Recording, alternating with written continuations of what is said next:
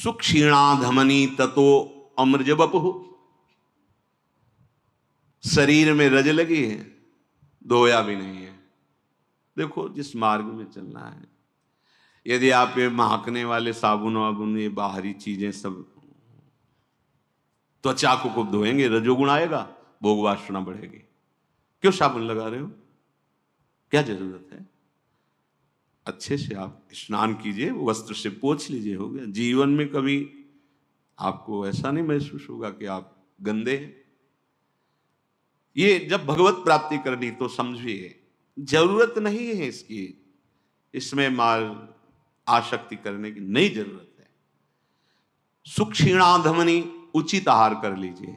ज्यादा आहार करोगे उद्दंडता आएगी मन में, इधर उधर ताक झांक इंद्रियां करेंगी, हमारा मार्ग छूट जाएगा, प्रिया प्रीतम से मिलना मुश्किल हो जाएगा।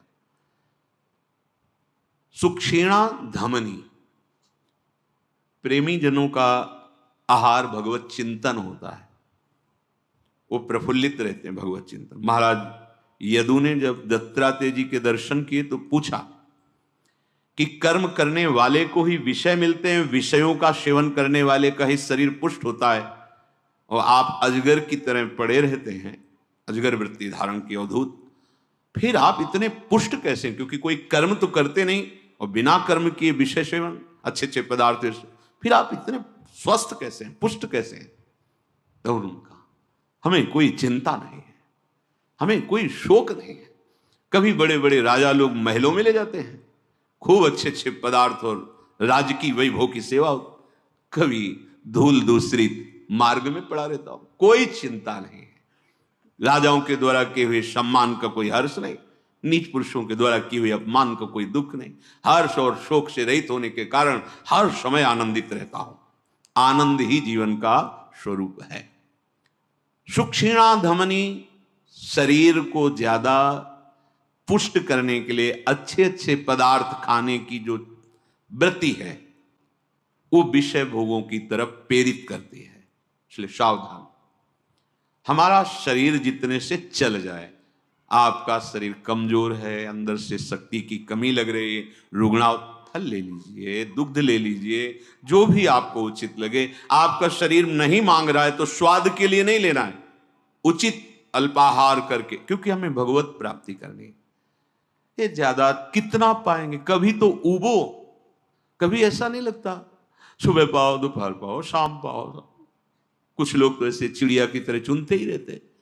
दर्शन करने भी जाते हैं तो हाथ में बिसलरी की बोतल होती है, हाँ पानी, अगर घंटा 2 घंटा वहां बैठना पड़े तो शायद पैकेट से वो निकाल के भी पाके। ऐसा अपने भगवत मार्ग के प्रति 1 बार या 2 बार चयन करो, 2 बार चयन करो, 2 बार में प्राण पोषण होता रहेगा। जो भी आपको भगवत प्राप्ति करनी है तो ये नियम ले लीजिए कि हमारी भूख बनी रहनी चाहिए, भूख मिटनी नहीं चाहिए। लगना चाहिए कि भूख है, अभी उतना होना चाहिए। हम बड़े बड़े अच्छे महापुरुषों की बातें बता रहे हैं, उनके उपदेश हैं, आपको लगना चाहिए कि भूख है।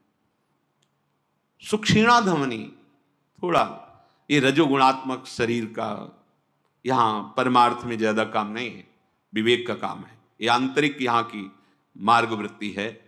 अगर बाहर बड़ा पुष्ट बलवान शरीर तो फिर भोगों की आकांक्षाएं होंगी।